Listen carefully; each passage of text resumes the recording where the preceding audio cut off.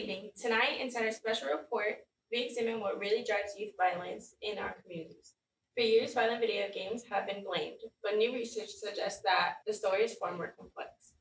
A major study of more than 9,000 students found that once you account for family background, peer influence, and mental health, violent video games are not a meaningful predictor of violent behavior.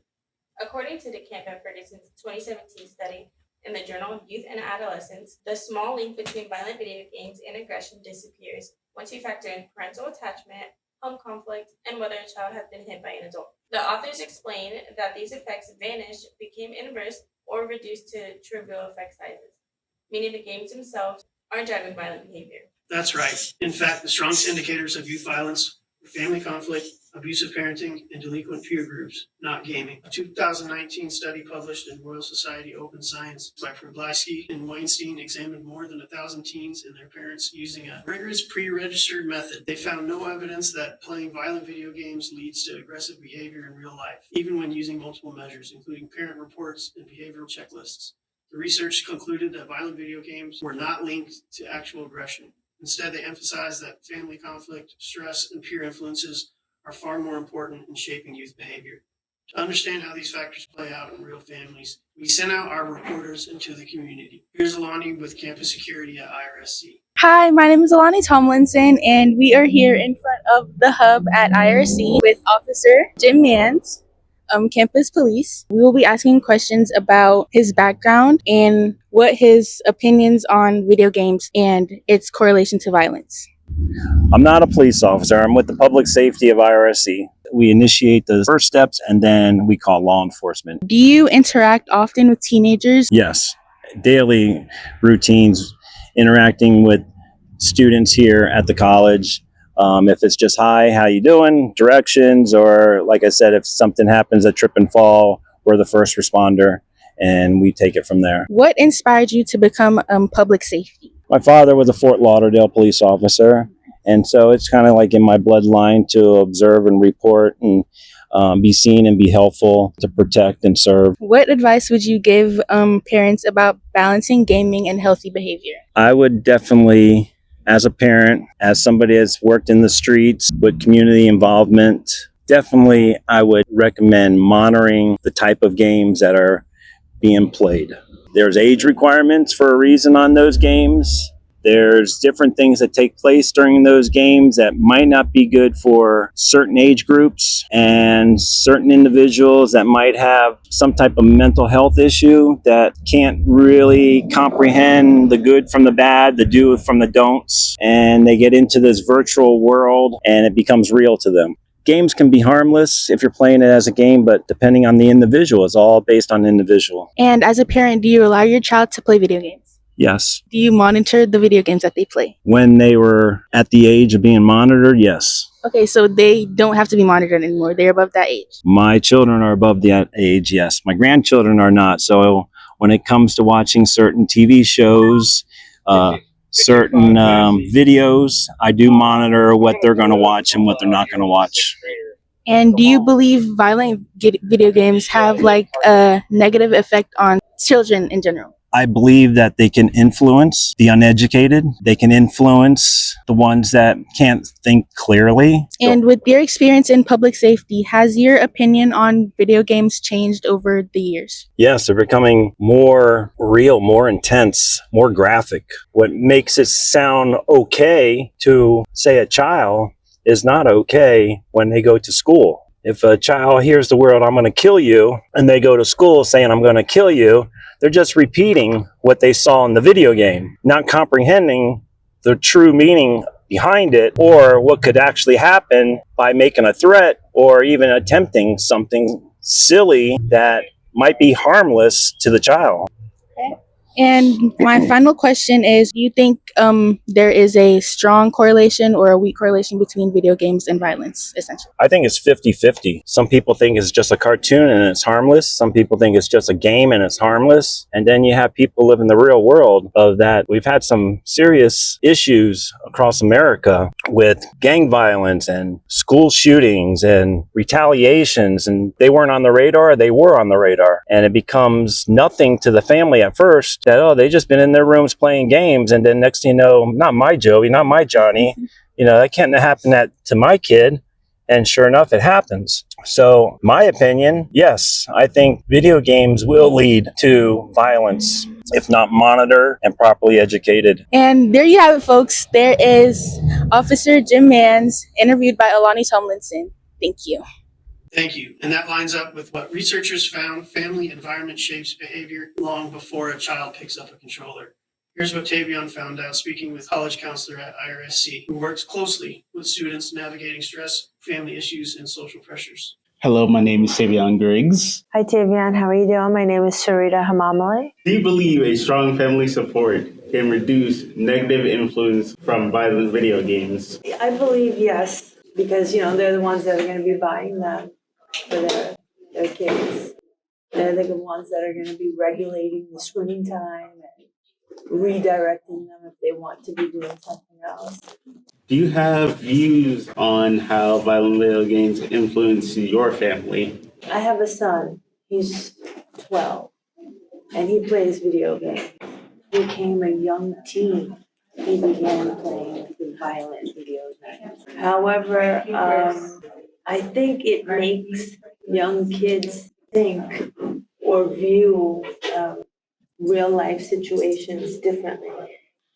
So I don't agree with all of the games that he does play, and sometimes I have to tell him, that's enough, and I don't want him to play them with maybe his younger friends that might come over. So I do have to support him and help him make better decisions when he's playing them. Do you think family stress or family environment is a greater impact than the behavior of video games themselves? I think sometimes, very often, people play video games to de-stress and to get away from things that might be burdening them, and just to relax, because everybody relaxes differently. Like when I relax, I like to watch a movie or watch TV, but there are people who play video games to relax, and that's like their go-to. How important is parent involvement of using a video game? I think it's very important because now young kids are able to connect with other players, people that they haven't met, and they're able to socialize with them. They're able to someone's able to say to them, "I want you to meet me here," or "I want you to, I want to get together with you. I want to see you." And the thing is, you don't know who you're meeting. You don't know if you're really meeting another 12-year-old child. You don't know if you're meeting another young person. You could be meeting an adult of a different gender who has, maybe not the best intentions because they're kids. So I think it's important for a family to be involved with their kids when it comes to social media, anything online, anything which is exposing them to people from the outside of their home. So I'll say one thing, because I'm pretty liberal with my kids and with life in general, and I want my son to have what they call typical experiences. However, I want to teach him to make good decisions, and I want to support him to make good decisions. So I have friends, I have relatives who say we don't even allow video games in my home. I don't take that approach with them. I do allow video games. However, I have certain boundaries that I tell him that are very important. He has friends also that he's made while playing those video games, and some friends that he's never met, just kids that are, other kids playing. But I have rules with him because I'm trying to teach him life skills. So I tell him, I don't want you to give them our address. I don't want them to come to our home. I don't want you going to their home. I don't want you meeting them somewhere. Things just to keep him safe. So I see the red flags that people worry about when playing video games. I also think that video games are very beneficial. And I'll give you an example. They're not violent video games, but they're just video games. So I have students that really struggle in math, and I recommended them to play math video games. That helped them to pass their class, and that helped them to get skills to, be able to learn whatever they needed to learn to get to the end of that math class. So there's pros and there's cons. It's all how you look at it. That's a very good point. Well, Thank you. that's all we have for today. Thank you. Counselors tell us that emotional support, communication, and stability play a much larger role in behavior than the content of the game students play. And here's Alani with the perspective of law enforcement as well. Hello, good morning. My name is Alani Tomlinson, and today we will be interviewing Officer C and Officer D. We will be asking them about their opinions on video games and violence, and whether they think the family background affects students and how it affects their mood and behavior. So our first question is, how long have you been a school resource officer? This is my 6th year working schools. Mm-hmm. And it's going to be my second school year as a school resource officer. What are some common issues you see among students at school?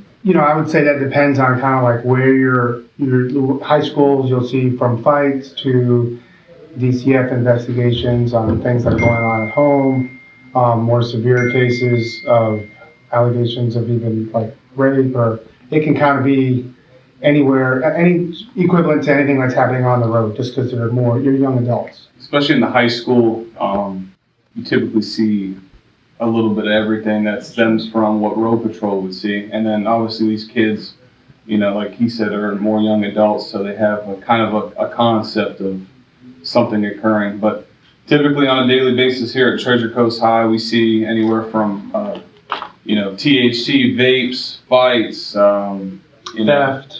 thefts, and stuff along that nature. Thank you. And how important do you think a child's home life is when it comes to behavior? I think it's super important. As far as like all investigations, obviously because these are young adults, still juveniles. So any type of investigation that we deal with after the fact, we have to make contact with parents and stuff like that. And when we make contact with those parents, we learn a lot, because sometimes that answers some of the reasons why things are going on here on campus or outside of school or whatever. So it's really important, because the saying, the apple doesn't fall far from the tree. So things have been happening in the past. It's a learned behavior, and it can kind of keep going forward. And just to piggyback off that too, for instance, you could have a fight. Actually, we just had one occur here just a little bit ago, and two people just don't meet up to fight. Obviously, a backstory's painted, and this time it was over a girl and who was the tougher guy, right? So stuff like that happens. And coming from home, one bad night at home, and it takes one teacher to say something that just strikes a nerve or triggers that kid, and now we got a whole different can of worms. And do you think stress at home can affect how children act at school? And that's perfect. Yeah, absolutely. There's no perfect household, and there's always stress out there, and some people can just handle it better than others. So yes. And what are your opinions on video games? Some of these games are pretty intense. So again, you play enough of those same type of games, and they become a lifestyle. It could become, it's like a norm, and you become immune to. You see violence all the time on games, so if you see it out in the streets or on TV or whatever, it's probably it could be viewed as no big deal. In regards to video games, obviously violent video games play a factor, but this generation, kind of with social media and video games, there's in my opinion, a false sense of reality.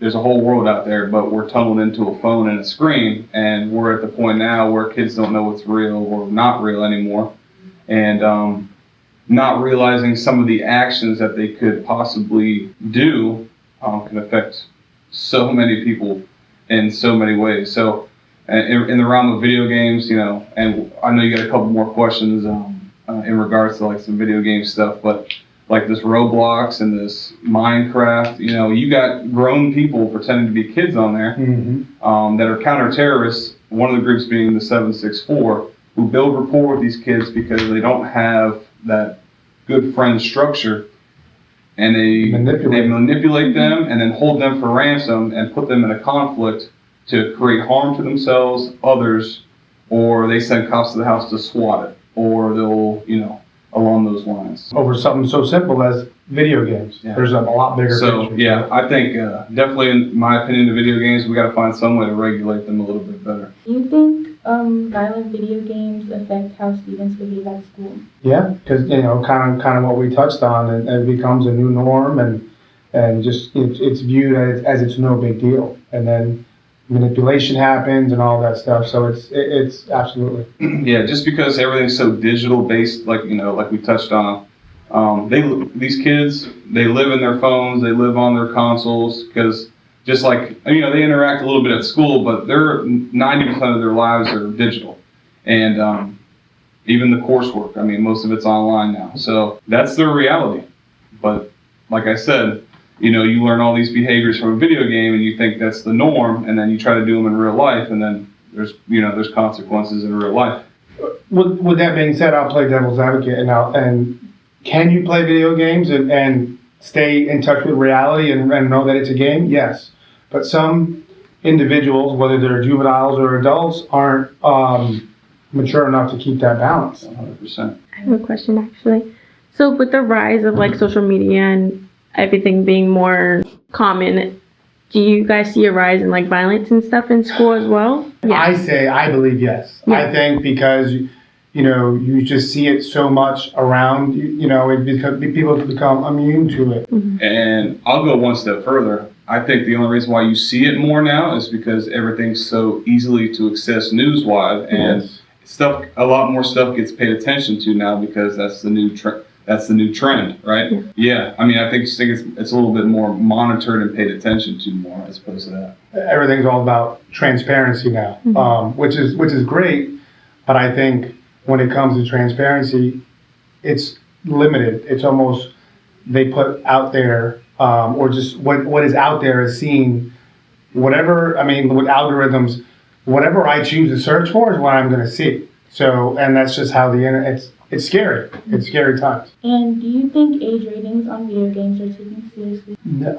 I'm not going to say for every family, but I think as far as families and the cost of living and everybody's living the rat race in a household, I think maybe not intentionally, but I think that may slip through the cracks because, everybody's on the routine of getting up, going to work and all that stuff. And maybe parenting is, I don't want to say it's as good as it was before, but it's just a more chaotic life. So I think it could be better, but maybe not intentionally. I'm a parent as well. I mean, there's no perfect parent, So I hope that answers that, but I think it could be better. Back in the day, you used to go to the store to buy the physical copy of the game, and you had to take your parent there if they gave you permission to buy that game. That's true. If you weren't old enough at the time to buy that game, you couldn't buy it. The problem is now, like we talked about, everything being online, these kids can fake their age, and they could buy that game online, and there's no questions asked. So on the realm of are the restrictions lax? 100%. Do you guys believe that parents, they don't monitor their kids enough on video games? So yes and no. Yeah, definitely yes and no. I think, okay, I'm 46 years old, okay? I'm an old dog teaching new tricks. The whole Discord, I'm glad to have a young partner here. So all these things when you can actually play a game, but then you can have a whole separate group chat on Discord referring to this game, and that's where manipulation happens and all that stuff. So, you can easily get diverted from what originally was just a harmless game. So, it's a big deal. With that being said, I think parents are monitoring, but I don't think they understand what they're monitoring. Yeah, I would have never known as a parent. So we go to a yearly training every year. It's put on, it's the Florida Association of School Resource Officers. We go through a digital media info class. Basically, it's the digital evidence and the footprint to find things and along those lines. I just think that these parents aren't educated. Some of them are not educated in the realm enough, and they don't fully understand it. To to them, it's just, oh, little Johnny's Signing into roadblocks. Yeah, signing into roadblocks, talking to his friend Brandon. Well, they think they know Brandon from school, but Brandon's some, adult that's out of the country trying to build rapport with this kid. You know what I'm saying? We don't really know who our kid. Majority of these times, when these kids that don't hang out with a whole lot of people and they're hanging out or online, these parents have no idea who these friends are. And to me, I think that's an issue. And that's very common in a school setting where, we'll investigate something and next thing you know, it resorts from whether it was a group chat that had nothing to do with video games, but it has everything to do with people from all over the country on this group chat. Just know my gamer tag or Instagram. Just do that. Oh, well, who is this person? Oh, I don't really know. He goes by Little Johnny, but I think he's in Canada somewhere or something. But that's a real thing, and it's very common. Yeah. As a parent, we just think they have their headset playing with Little Johnny from over here from Treasure Coast High School. So I see both sides, but it's scary times. And as a parent, do you have regulations on the games your children play? 100%. Like I try to. Well, I like my daughter. I have a 5-year-old daughter, and I had to go to somebody younger, more modern in technology, and say, hey, can you please put locks on my Apple, her tablet, so I can approve whatever game she, and I just learned that within the year. I had to kind of educate myself as far as by asking people, and I still don't know the whole concept, but I know who to ask, if that makes sense. And, some people don't know who to ask. For my last question, if you guys could give one recommendation to parents about gaming, what would it be? Just pay attention, maybe ask questions, maybe even sit down with them and say, hey, let me see what this game is all about. Because times are different from when I grew up versus when kids grow up now. It's a whole different thing. So one of the biggest things that I enjoy about working in school is that it opened up my mind, and I realized the additional stressors that I never had to deal with when I was going through school. So in order for me to learn those things, I actually I'm working in a school. So that's the only reason I have an advantage over the average parent that has nothing to do with the schools. As a parent, I would just try to educate themselves as much as they can, even if it just goes as far as sitting down with their son or daughter and asking those questions, making sure you have a good rapport where they'll be honest with you, and kind of lay it out. The internet is constantly evolving, and we're just gathering more and more information and stuff like that. So as the times change, as a parent, continue to educate yourself, stay on top of that stuff, and try to monitor that as best you can. And there's parental controls on these gaming consoles too, where they can set it up, but they have to be involved with it and know how to set all that stuff up. So it goes on the education aspect. Thank you. Officers tell us the best prevention starts with communication at home. So what does this all mean? Experts say parents should focus less on banning games and more on setting boundaries, monitoring online activity, and staying involved in their children's lives. In the end, the real influence isn't the game, it's the environment kids grow up in. I'm Robert Bryson, CCN News. Thanks for watching. Fake news.